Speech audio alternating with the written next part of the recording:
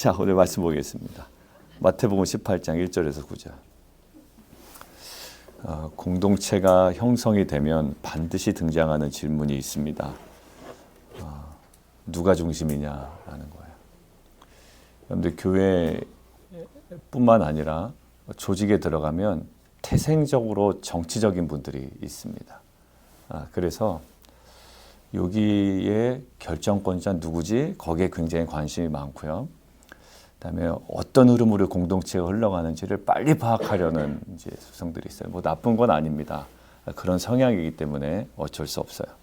근데 그때 이제 그런 성향의 분들이 제일 먼저 확인하는 게 누가 교회 중심인가 보는 겁니다. 그러니까 물론 이제 담임 목사라는 사람이 있죠. 근데 뭐 교회는 담임 목사가 중심이 아니라 예수 그리스도가 중심이고 머리 되시잖아요. 그럼에도 불구하고 이 모든 것들의 흐름을 잘 봅니다. 누가 중심인가, 누구 입김이 센가 이것들을 보고 또 누가 더 중요한가 이것들을 보게 됩니다. 말하지 않아도 작동하는 게 이 모든 흐름인 것 같아요. 뭐 세상은 더할 나위 없고요. 교회도 사실 이것으로부터 완전히 자유로울 수는 없습니다. 새로운 자리, 또 새로운 공동체, 또 새로운 어떤 관계가 세워져 갈 때 이 질문이 계속 강하게 작동이 됩니다. 누가 중심이야? 누가 더 영향력이 있는 거야? 이제 이것들을 물어보죠. 센터빌에서 그 시간을 지나고 있습니다. 제자들이 똑같이 물어요. 마태복음 18장 1절. 그때 제자들이 예수께 나와 이르되 천국에서는 누가 큽니까? 여러분들 하나 그냥 제가 대주로 잡진 않았는데 되게 재미난 예수님 대답 보세요. 지금 제자들의 질문이 뭐라고요? 천국에서 누가 큽니까? 그냥 누가 큽니다가 아니에요. 천국에서 누가 큽니까? 라고 물어보죠. 그러니까 제자들의 질문에는 뭐를 당연히 여기고 있는 거죠. 본인들이 천국에 갈 생각하고 있는 거예요. 근데 예수님 대답 살짝 보세요. 3절. 누가 큰 자냐 하면 하고 대답하세요? 아니면 살짝 트세요? 드세요. 김칫국 먼저 먹지 마라. 이제 약간 이런 느낌이에요. 이것도 하나 대주를 잡을까 하다가 김칫국 마시지 맙시다. 근데 이제 뭐 깊이 들어갈 부분은 아니라서 근데 되게 재미난 표현이어서 제가 한번 언급은 하고 와요. 천국에서 누가 큽니까? 그랬는데 3절이 결단코 천국에 들어가지 못하리라 라고 하면서 얘기를 하죠. 그러니까 이 부분도 그냥 개인적으로 저는 하나 묵상되는 게 있었는데요. 여러분들도 그냥 한번 이렇게 묵상 하루 이렇게 하시면서 한번 보시면 좋겠습니다. 자, 예수님이 이 질문에 대해서 뭐라고 대답하시는지 천국에서 누가 큽니까? 라는 제자들의 관심사가 있었죠. 자, 좀 말씀드릴 거예요. 첫 번째, 천국 공동체는요. 낮아짐으로 시작이 된다라는 거예요. 여러분들 그냥 항상 뭐 낮아지는 게 좋다라고 하지만 오늘 좀 실제로 보죠. 여러분들 2절부터 4절까지 내용이 한 어린아이를 불러 그들 가운데 세웁니다. 자, 그러면 어린아이의 그 당시 이미지가 중요해요. 지금 우리가 느끼는 이미지는 덜 중요합니다. 그러니까 그 당시 사람들이 뭐라고 느꼈을지. 왜냐하면 그 당시 사람들의 인식을 바탕으로 예수님께서 아이를 데려다 놨기 때문이에요. 자, 여러분들 여기서 보면 돌이켜입니다. 3절. 이게 중요해요. 너희가 돌이켜야 된다라는 거예요. 우리의 습성이요 그렇지가 않다라는 거죠. 어린 아이와 같지 아니한 습성이 있다라는 거예요. 자, 그러면 이게 더 중요해진 거예요. 그러면 어린 아이와 같다라는 것이 예수님 무엇을 염두에 두고 말씀하신 것인지. 자, 어린 아이 당시에 사람들이 인식하는 어린 아이는요 순수한 상징이 아니에요. 제가 또 적으실까봐 제가 미리 말씀. 순수한 상징이 아니라. 그 당시 어린아이 그러면 이런 겁니다. 권리도 없어요. 그리고 힘도 없죠. 발언권도 없고요. 보호받아야 되는 존재예요. 그러니까 딱 이렇게 이해하시면 돼요.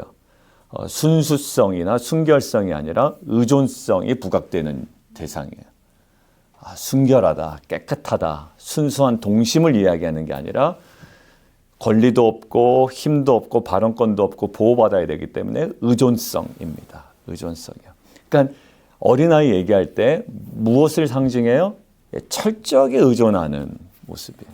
근데 어떻대요? 너희가 돌이켜서 어떻게 돼? 의존해야 된다라는 거예요. 그러니까 너희들 원래 성향은 어떤데? 죽어도 의존하지 않으려고 한다라는 거죠. 어제 핵심이 뭐라고 그랬죠? 어제 핵심이 그 의존성이었어요. 어제도 마찬가지죠. 어제 그 기도에 관한 내용이었잖아요. 근데 그 기도에 관한 내용은 없었어요. 근데 철저하게 의존한다라는 그 핵심이 마가복음과 생략된 그 본문에서의 기도라고 이야기했죠. 여러분들 다윗 한번 보세요. 왕이 된 이후에도 어때 보나요? 그가 영성이 있을 때 다윗은 왕이 된 이후에도 어떤 모습인지 보세요. 철저하게 하나님 의존합니다. 그리고 춤춥니다. 여러분들 우리가요 예배가 무너지면 안 된다라는 게 예배 때 멀뚱 서 있는 게 자기도 이제 적응이 안 될 때가 있어요. 맨날 나오는데 주일은 그래도 막 찬양할 때 좀 뜨거워야 되잖아요. 매일이 뜨거워야 되지만 일주일에 한번 작정하고 오는 거 아닙니까? 그날은. 근데 주일 예배 때도 그러니까 신앙 없으신 분이 얘기하는 게 아니라 신앙이 이제 있는 분이 얘기하는 거예요. 멀뚱하는 거예요. 그리고 제가 방송실 미디어 팀에 되게 죄송스러운 거 뭐냐면 정말 기쁨으로 찬양해야 되는데 최근에는 곤두서가지고 계신 거예요. 그 마음 압니다. 왜냐하면 지난주에도 막 여러 가지 그러니까 잘못해서 그런 게 아니라 지금 어쩔 수 없는 상황 때문에 그러신 거거든요. 그러니까 한계 때문에. 그러니까 되게 죄송스럽죠. 그러니까 막 예배하면서도 자막 넘길 수 있거든요. 막 하면서. 근데 이제 그거조차도 안 되는 거예요. 지금 막 하나하나 신경 써야 될 일이 있기 때문에. 여러분들 이게 뭐냐면 그 우리의 가장 무너지는 부분이 하나님에 대한 의존성이 무너집니다. 왜냐하면 창세기에 계속 우리가 강조하는 부분이지만 딱 그 의존성을 박탈해 가려고 그래요. 누가? 사단이. 하나님처럼 된다라는 거죠.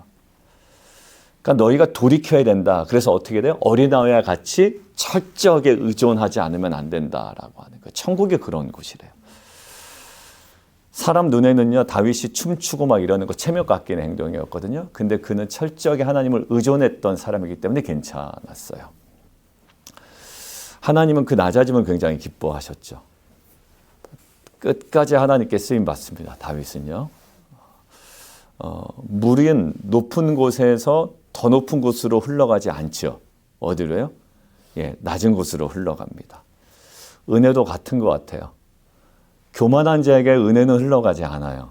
그런데 겸손한 자에게, 눈물 흘리는 자에게, 또 애통하는 자에게 복은 흘러가요. 그러니까 뭐라고 하죠? 애통하는 자는 복이 있다. 마음이 가난한 자는 복이 있다라고 이야기하는 거예요. 어제도 우리 성도님들 몇 분 같이 만나서 이제 식사를 하는데 그 막 애통한 것들을 말씀을 하시는 거예요. 그래서 제가 말씀드렸어요. 그 마음은 하나님께서 주신 마음입니다. 그리고 성령께서 말할 수 없는 탄식으로 우리 성도님 마음 가운데 계속 기도하고 계시다라는 증거인 줄 믿습니다라는 거예요. 여러분들 철저하게 의존해요. 그러니까 그러시는 거예요. 목사님 기도할 수밖에 없어요. 정말 제가 기도할 수밖에 없어요. 그래서 맞아요. 성도님 그 기도할 수밖에 없는 그 상황이 정말 아름다운 심령이라고 말씀드렸습니다. 여러분들 어린 아이와 같지 아니하며 돌이켜 어린 아이와 같지 아니하며 여러분들 지금 이 자리에 우리가 왜 나왔나요? 하나님 의존하러 나온 거 아니에요? 이 자리에 나와서까지도 내 생각으로 막 점철되어 있다면 안 돼요. 하나님 의존합니다. 오늘 여성 1:1 전도자 가정 2주차인데 하나님 철저하게 의존합니다. 하나님 오늘도 학생들 여기 계신데 하나님 철저하게 의존합니다. 그 모든 의존함에 어린 아이와 같음에 하나님께서 정말 귀한 복으로 채워주실 줄 믿습니다. 여러분들 우리 교회가 먼저 결정해야 될 것은요. 누가 중심인가를 찾아보는 것이 아니라 주님이 중심이시고 우리가 철저하게 주님을 의존하고 있는가. 우리 여기 사역자들 나와 있는데 철저하게 주님 의존하며 사역하세요. 그것이 핵심이 뭐냐면 기도예요. 제가 전 전사님께도 그때 말씀드리고 다른 사역자들한테도 개별적으로 말씀드렸습니다만 사역 잘하고 못하는 것은 크게 중요하지 않다. 근데 정말 철저하게 하나님 의존하는 모습이 우리에게는 너무나도 필요한 시기다라고 이야기했습니다. 돌이켜 어린 아이와 같이 하나님을 의존함으로 이 천국 공동체의 그 신비적인 이 아름다운 모습을 드러내는 저와 여러분 되기를 주님의 이름으로 축원합니다. 자, 두 번째는요. 천국 공동체는 작은 자를 환대하고 실족시키지 않아요. 이것도 다 아는 내용이잖아요. 근데 묵상하다 보니까 되게 찔림으로 많이 다가오는 내용입니다. 왜냐하면 저와 여러분은 실족 당하는 자 입장보다 실족을 시키는 자 입장에 설 때가 많거든요. 저는 특별히 더 그렇죠. 제가 뭐 성도님들 때문에 실족하거나 이러지 않아요. 그런데 저 때문에 실족 당하는 분은 있을 수도 있단 말이에요. 리더가 실족 당하는 일은 별로 없어요. 근데 리더는 누구를 실족하게 할 수는 있단 말이에요. 자, 보세요. 어린아이 하나, 어린아이를 오늘 잘 활용하시죠? 앞에 것도 활용하시고 뒤에 것도 활용하십니다. 돌이켜 이 아이와 같지 아니하면 의존성을 얘기하시다가 이 사람은 권리도 없잖아요. 어린아이는 정말 약한 존재예요. 힘도 없어요. 보호받아야 돼요. 그런데 이 아이를 영접하면 나를 영접한다 라고 이야기하면서 이 작은 자 중 하나를 실족하게 하면, 근데 거기 보세요. 누구든지 나를 믿는 이 작은 자 중 하나를, 이게 왜 눈에 안 들어왔는지 모르겠어요. 나를 믿는 이 작은 자 중 하나를 실족하게 하면 차라리 보세요. 연자 맷돌이 그 목에 달려서, 그림 그리시죠? 계속 연자 맷돌이 목에 달려서 깊은 바다에 빠뜨려지는 것이 낫다. 여러분들 이것은 엄청난 극형이거든요. 그 조폭 영화에서나 있을 법한 얘기예요. 그죠?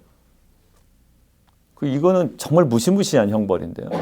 그만큼 굉장히 엄히 다루고 계시다라는 거예요. 생각해 봤어요. 자, 우리가 지금 현대 교회에서 바로 실족하게 하는 일들을 바로 생각하면 안 되고요. 그러면 항상 제가 문맥 생각해야 되고 1차적인 메시지 생각해야 된다고 그랬죠. 그 당시에 예수님이 실족시키면 안 된다라고 할 때 그 사람들이 딱 떠올렸을 법한 내용들을 먼저 생각을 해야 돼요. 그죠? 자, 종교 지도자들의 위선이라는 거예요. 그 당시에. 그 사람들이 딱 떠올렸던 건 종교 지도자들의 위선입니다. 가장 큰 실족의 요인은 종교 지도자들이었어요. 그러니까 리더였다는 거죠. 율법은 엄청 강조해요. 근데 사랑은 없어요. 그럼 실족해요. 규례는 강조하지만 자기는 안 지켜요. 실족해요. 막 예배 엄청 강조하는데 자기가 예배를 못 드리고, 기도 엄청 강조하는데 본인은 기도 못하고, 사랑 얘기하는데 자기 안에 분노가 있고, 실족한다라는 거예요. 사람을 하나님께로 인도하기보다 자기 권위 아래 묶으려고 하는 거. 요즘으로 따지면 그루밍. 여러분들 이게 뭐냐면 실족하게 한다는 거예요. 가스라이팅 뭐 이런 거예요. 그러니까 사람들을 하나님보다 종교에 질려버리게 되는 거죠. 예수님이 이미 말씀하셨습니다. 뭐라고 말씀하셨냐면 너희가 천국 문을 닫을 뿐만 아니라 자기도 들어가지 않고 들어가려는 자도 못 들어가게 한다라고 이야기했습니다. 그러니까 자기 혼자 안 들어가는 건 좋은데, 못 들어가는 건 좋은데 남들도 못 들어가게 그냥 딱 걸어 잠그고 있다라는 거예요. 그러니까 청중이 딱 떠올린 장면, 이때 회중이 떠오르냐면 저 사람 때문에 하나님 믿기 싫어지는 순간, 이게 이제 실족하게 되는 거죠. 두 번째는 뭐냐면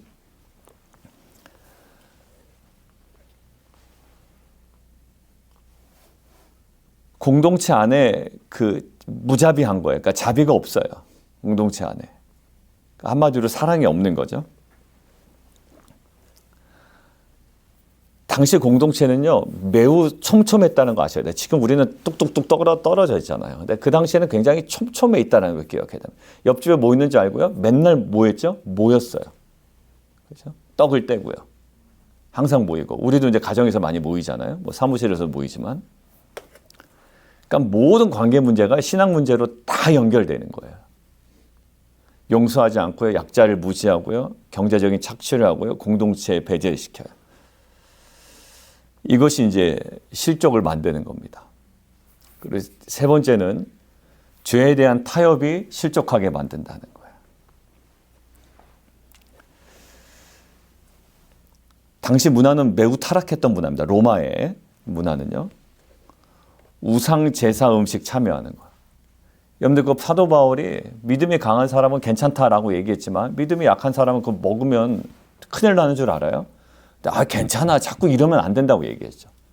술, 담배 제가 자꾸 얘기하는 거 왜 그러냐면 술, 담배가 지금 딱 그런 거예요. 나는 괜찮아. 나는 괜찮은데 옆에 사람은 안 괜찮아요. 안 괜찮아요. 저한테도 목사님 와인 하세요? 물어보시더라고요. 그래서 제가 웃어요. 했으면 좋겠어요? 안 했으면 좋겠어요? 여러분들 이게 사실 제가 개인적으로 뭐 하시는 거 몰래 하시는 거 제가 아나요. 왜냐하면 다 개인의 건강 때문에도 하신다 뭐 얘기하시니까. 여러분들 이것 때문에 실족하신 분들 많아요. 그리고 제보가 많이 들어와요. 제보가. 따로 모여서 한 잔씩 하는 것 같습니다. 이런 거. 근데 이것 때문에 실족해요, 사람들이. 정말로 그래요. 그다음에 성적으로 타락해요. 여러분 목회자가 성적으로 딱 타락해버리면요. 어떻게 될까요? 교회 와르르 무너지죠. 그래서 사무실에 CCTV를 설치해 놓은 거예요. 그리고 특별히 여자 성도님들은 미리 연락하지 말고, 그러니까 그냥 모임하러 오시는 건 말고요. 갑자기 와서 그렇게 안 하도록 그때 한번 말씀드린 거예요. 그래서 각도 다 만들어놨어요. 임재환 집사님 각도 다 맞춰가지고요. 거기 다 설치해놨습니다. 그래서 사각지대 없도록 다 만들어놨어요. 그런데 권력 중심, 돈 문화, 신앙 공동체가 여기 섞이면요. 연약한 신앙은 쉽게 무너져요. 사도 바울이 얘기합니다. 너의 자유가 형제를 넘어뜨리면 그 자유 포기하라. 어제도 이야기했죠. 작은 자, 어린아이, 사회적 약자, 신앙적 초신자, 그 다음에 죄인 출신의 신자. 한마디로 이제 그 범죄 경력이 있는 신자. 사회적으로요. 이들을 무시하면 그들의 믿음도 꺾이고요. 공동체가 딱 분위기가 파악이 되는 거예요. 여러분들 괜찮은 사람들은 환대 받습니다. 괜찮은 사람들 환대 받아요. 근데 그 사람의 수준이나 공동체 수준은 어디서 나타나냐면 그렇지 않은 사람들을 어떻게 대하는지 보면 돼요. 제가 온누리 교회 있을 때 한국에 온누리 교회 있을 때 참 닮고 싶은 분의 특징이 뭐냐면 괜찮은 사람들 앞에서 막 이렇게 그러질 않아요. 항상 관심은 어디요? 공동체에서 가장 소외된 자에게 찾아가는 장로님 권사님들이었어요. 그러니까 항상 소외된 자들. 그러니까 저분의 인격이고 공동체의 수준이 나타나는 거예요. 여러분들 나랑 맞는 제가 항상 강조하잖아요. 나랑 맞고 또 편안한 사람들 그리고 이 공동체 안에 좀 괜찮은 조직을 자꾸 형성해 가는 것보다 더 중요한 건 우리가 계속 리치아웃 해 나가는 거예요. 우리 공동체 안에도요. 우리가 관심 갖지 않으면 그냥 교회 주일예배 왔다가 밥 먹고 휙 가버리시는 분도 굉장히 많거든요. 여러분들 결국 지도자의 위선도 있고요. 공동체의 냉정함도 있고요. 죄에 대한 타협도 있고요. 약자에 대한 무시, 이 모든 것들이 실족이에요. 여러분들 실족은 기분이 상한다라는 입장이 아니라 믿음이 무너지는 사건입니다.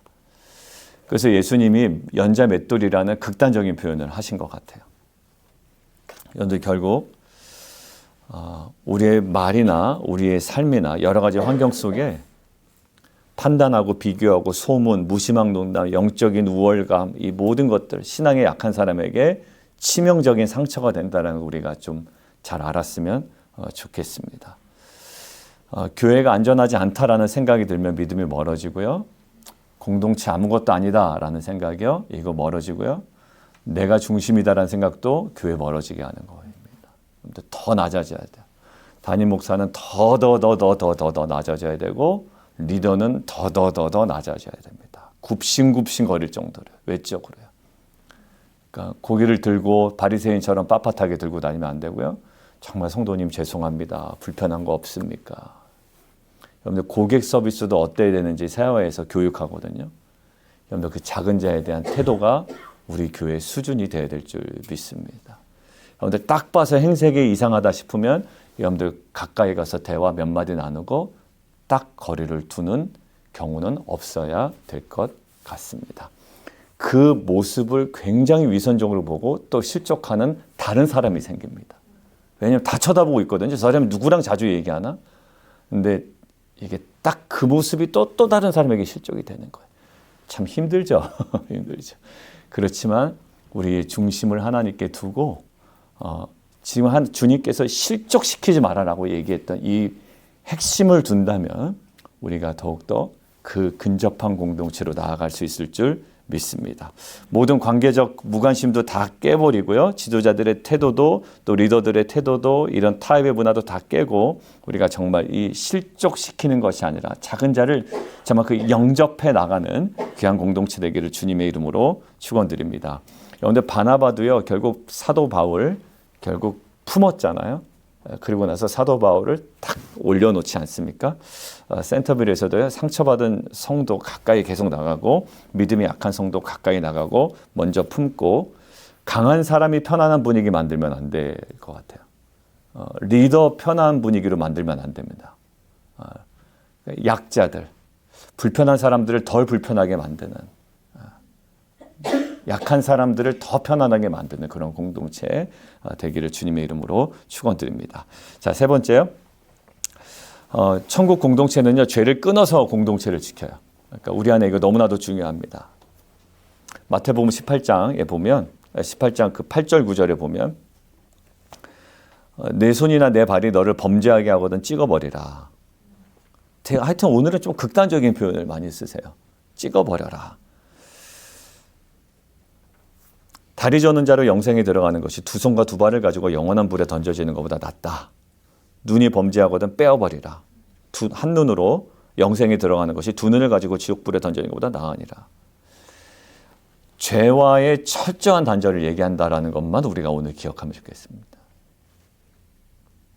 왜냐하면 죄는 개인의 문제가 아니기 때문에 지금 공동체 얘기하거든요. 지금 공동체 얘기하고 있는 거예요.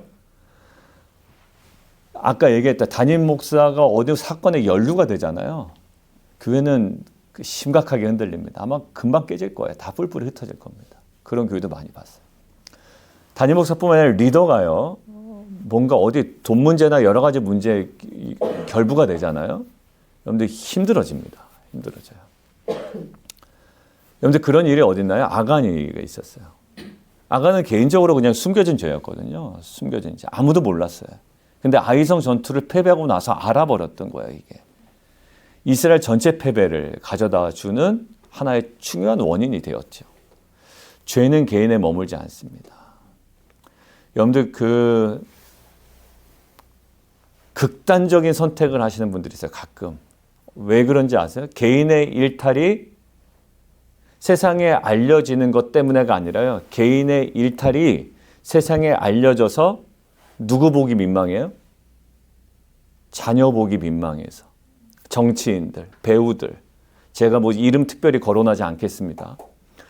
그게 딱 들춰지고 나니까 며칠 있다가 뉴스가 나요. 그런 일이 많았어요. 뭐 작년에도 있었고 재작년에도 있었고요. 정치인들도 있었고요. 딱 무슨 녹취 하나 딱 터지니까 이틀 있다가 그런 일이 딱 벌어지더라고요. 그런데 왜냐하면 그것이 이 가정을 얼마나 파괴시키는지, 아이에게 얼마나 큰 상처를 남기는지 안단 말이죠. 배에 작은 구멍 하나 생기잖아요. 전체가 침몰을 하는 거예요. 아간의 범죄 하나가 그랬죠. 여러분들 지금은 우리가 더 조심하셔야 돼요. 저도 철저하게 조심하고 있습니다. 가다가도 센터빌 지역은 이제 이제 뭐 농담 반 진담반으로 얼굴이 많이 알려져서요. 이제는 딱 알아요. 아, 목사님이구나. 음식점 가니까 목사님이시죠? 이렇게 얘기해요. 어디였더라? 이제 이렇게 얘기하는 거. 아는 거예요. 근데 제가 거기서 인상 쓰고 막 분노하고 화내고 이러면 다 알아요. 여러분들 실족하고요. 그리고 그 죄는 사소한 죄라도 공동체에 굉장히 치명적이게 됩니다. 센터빌에서 하나님께서 무엇을 원하실까? 능력보다 거룩을 원하시는구나라는 마음이 있어요. 내가 거룩하니 너희도 거룩하고 온전하신 것 같이 온전하라고 얘기하셨잖아요. 여러분들 숨겨진 죄 있으면 끊으셔야 될 것 같아요. 그 인간이 어떻게 끊습니까? 여러분들 그 얘기 논리로 하면 계속 못 끊어요. 숨겨진 죄 있으면 끊어야 되고, 타협된 죄 있으면 끊어야 되고, 말로 짓는 죄 이제 잡고요. 그다음에 습관적인 죄 끊어야 됩니다. 그래야지 공동체가 삽니다. 불순종의 죄도 끊어야 됩니다. 그게 다 오염돼요. 그 불순종이 누구한테 가냐면요. 자녀들한테 가요. 권위에 대한 불순종의 태도가 부모에게 있잖아요. 근데 왜 그러니? 근데 알고 보니까 그게 다 자녀들한테 가는 거예요. 여러분들 결론입니다. 천국 공동체는요. 어디로 시작돼요? 낮아짐으로 시작되고 작은 자를 품게 되고요. 거룩으로 유지가 되는 거예요. 이 체질이 우리 교회 체질이 되기를 원합니다. 우리 함께 좀 기도하겠습니다. 오늘 말씀 붙들고 함께 좀 기도하겠는데요. 주님 앞에 진심으로 낮아지는 공동체 해달라고 좀 기도했으면 좋겠습니다. 내 자리와 인정이 아니라 주님만 높이는 마음을 달라고.